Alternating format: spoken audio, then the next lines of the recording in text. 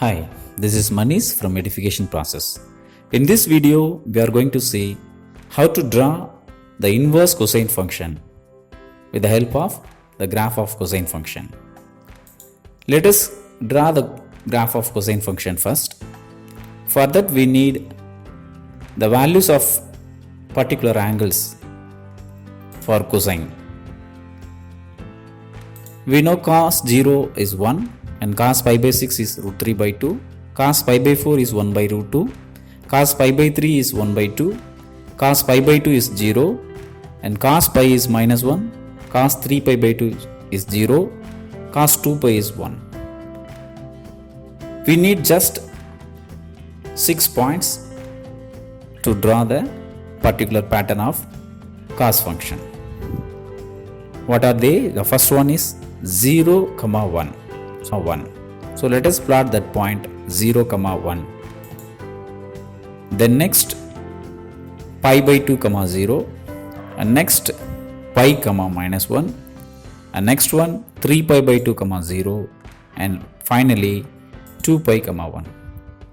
Join all these points. We will get a branch like this. This branch will repeat continuously from minus infinity to plus infinity like this. This is the graph of cosine function. Now, it is clear that this branch from 0 to 2 pi is repeating throughout the domain of cos. Hence, we can say cos is a periodic function with period 2 pi. At the same time, the maximum distance from x-axis is 1. Hence, the amplitude of cos function is 1. That we can say. Now, to get an inverse function, the function should be 1, 1 and onto. Let us check whether cosine function is 1, 1 and onto. We know the graph of cosine function. Just now we learned how to draw this. Now see, throughout this domain minus infinity to plus infinity, the cos function has a pre-image. Hence, it is definitely an onto function. Is it a 1, 1 function? Let us check by the help of a horizontal line. Let us take a horizontal line like this. When we intersect with the help of this horizontal line, it intersects at many points. So definitely cosine function is not a 1, 1 function. So we cannot have an inverse function throughout the domain minus infinity to plus infinity. In order to get an inverse function, we are going to restrict the branch from 0 to pi like this. Why we are taking this branch? Because it covers all the values from the range minus 1 to 1. At the same time, it has all the first quadrant angles. That's the thing, we are taking this as a restricted domain 0 to pi. Here clearly the branch is 1, 1 as well as onto. So we are taking cosine function like this. Now we have inverse cosine function for this particular domain from 0 to pi. How to draw inverse cosine function graph? It's very simple.